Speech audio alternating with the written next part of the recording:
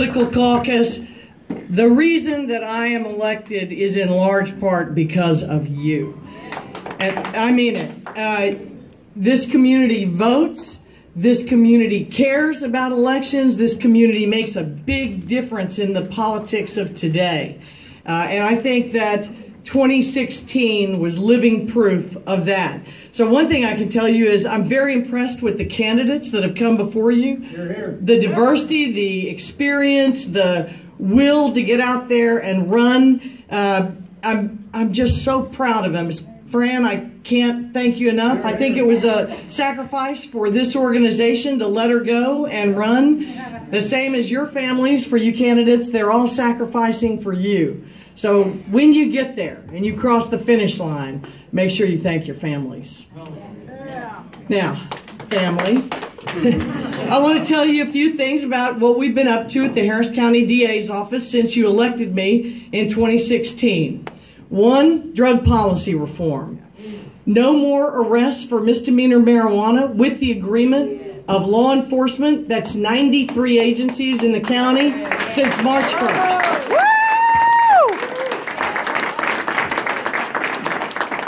Real quick, that's 2,500 people so far that haven't gone to jail. That's a savings of more than $4 million to you as taxpayers. Yes. That's 2,500 people that remain eligible for good employment, good housing, and good education. Excellent. In July, we stopped taking minuscule amounts of crack cocaine cases. These are crumbs on the floorboard, empty crack pipes. They do contain illegal residue. It can't really be smoked or used. These cases are 2,000 to 4,000 cases a year have been filed ad infinitum, long time. And so you can just think about those numbers and know that when we ended that policy, what we have to do is not just stop filing and sending people to jail for that. We need a place to divert them. We need more treatment beds. We need more treatment beds for those who are mentally ill who currently fill our jail beds. Yes! So that's what's coming from us in terms of further reforms for the mentally ill and for the addicted populations, both of whom are subsets of our homeless population. So that's drug policy reform, bail reform. Although I was not a litigant, I was able to write an amicus brief as your district attorney suggesting that I agree with the United States Constitution, where it says that basically you can't be imprisoned for being poor.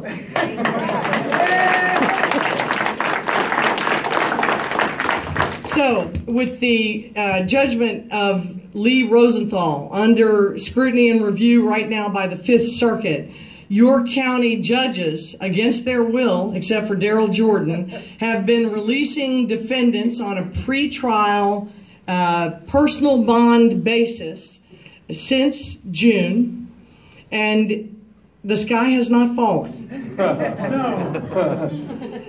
So, it turned out that there were just a whole lot of people in our jail for relatively minor offenses, simply there because they could not afford to bond out. They hadn't been convicted yet. It's not that they were right or wrong. It's that we're not supposed to hold people simply because they don't have the money.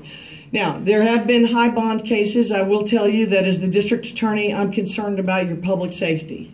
And when somebody presents a public safety threat, then our office is not just authorized, but I've asked our lawyers to ask for high bonds. I'll tell you that it is a tactic, or it appears to be, of our judiciary, that when somebody gets out on a PR bond and then somebody is injured, it looks like they intend to make that a campaign issue in 2018. Well, never underestimate, politics, full body contact sport. So, the fact that people might capitalize on the misery of others, I don't know what to say about that. But I want you to know that people being released on bail is purely a judicial decision. The district attorney can only recommend bail, just like the criminal defense lawyer can argue for lower bail or no bail or pretrial bond.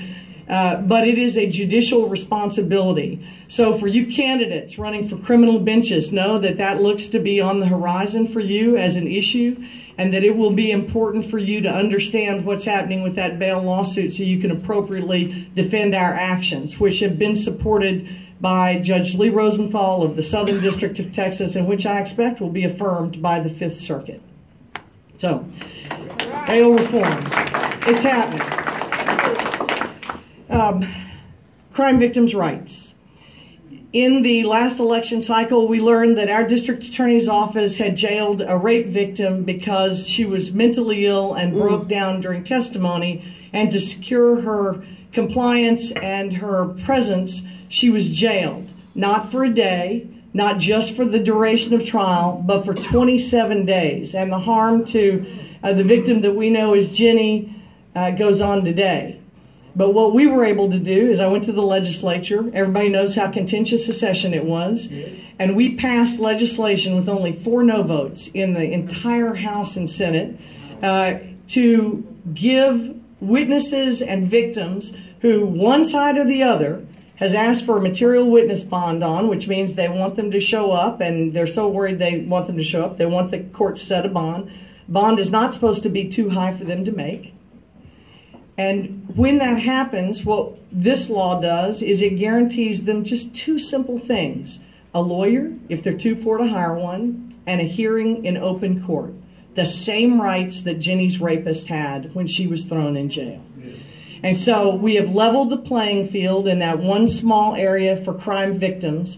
And I think that reform is significant because our legislature, as you know, had trouble agreeing on almost everything.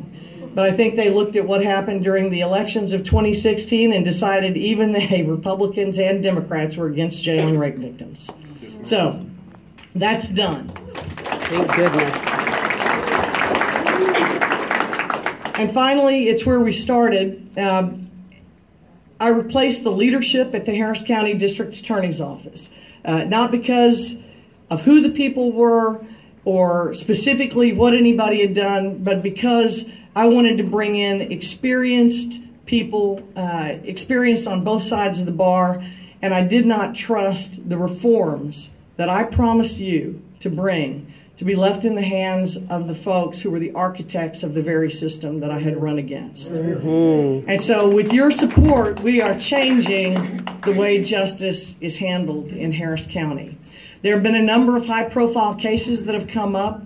The death penalty case is clearly controversial. It is the law in Texas, but I will tell you that of all the cases coming forward right now, there's only been one that's we've set an execution date on. The other cases are being handled through alternative means, life without parole, life in the penitentiary, etc. And while you may be against the death penalty, it remains the law in Texas, and so you can elect legislators to change that law. Same with our bail system, same with victims' rights. So the people who you heard today, all these candidates, to me are very exciting because they are our opportunity to make the change that has to be done, not at the executive level of government, but in the legislative branch of government. And so I know we can turn out votes, and I know we can win in 18. And the reason I know it is because for 30 years we could. Is it short? It's a short leash she's got me on. That's the nature of our president. I was going to say, did my girlfriend arrange this?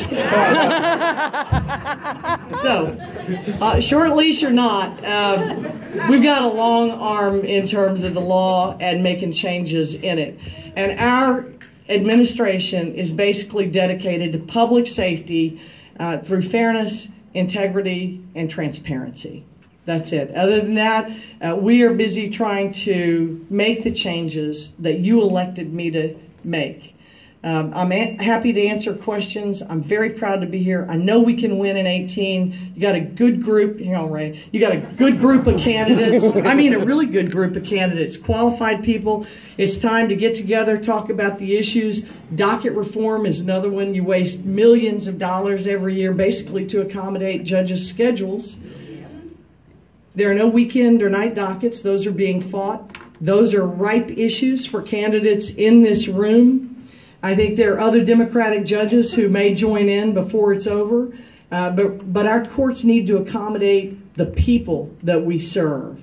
The candidate who said he wants a more service-oriented and customer service-oriented government is absolutely right. I was the amen in the corner. In an age where everybody's face is in their phone, I'm determined to give you personal service when it comes to public safety. And along with Art Acevedo, our police chief, thanks to our mayor, Sylvester Turner, and Ed Gonzalez, thanks to your vote, we're going to get this job done. Right there. Two questions concerning the ancillary effects of the bond reform. Number one, how has that, or do you have an idea how that has affected the plea bargain system? Are you still being able to get people to come to court and come to agreements with both sides to carry to the judge for a sentence? Yes. Everybody hear his question? Yeah. Yes. It's true. There will always be people out on bond who fail to appear. But bond is for one purpose. It's to make people return to court to face the charges that have been brought against them. It is not to punish them by keeping them in jail on a bond they can't afford so that it forces them to plead guilty, to get out of jail, to return to work, to get their car, to pick up their kids at the relative's house. This is not what our forefathers had in mind when they built our Constitution, when they wrote our Constitution. So it's working fine. We do have people that don't show.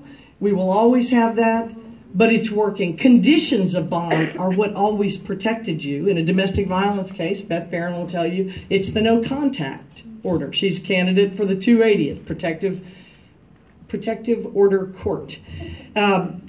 It's conditions of bail that have protected you, and that's what we're focused on, not the amount of bail. But don't be surprised if you disagree with me at times over a request for high bail. Does that mean that people who are used to be held in jail until they had exhausted their pending sentence are not simply saying, well, you can go home today if you'll plead guilty? That's correct. That's over. Well, it's over because it's not the law. It's over because our lawyers are not supposed to coerce pleas, and I don't believe that they are.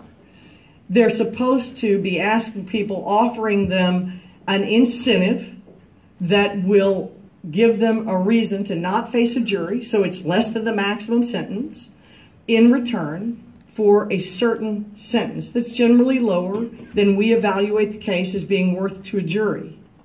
I will tell you there are some cases, this hasn't been done much in my 30 years as a lawyer, there are some cases that need to be tried. And you can expect that I will give juries the opportunity to hear some of those cases. Hate crimes are one of them.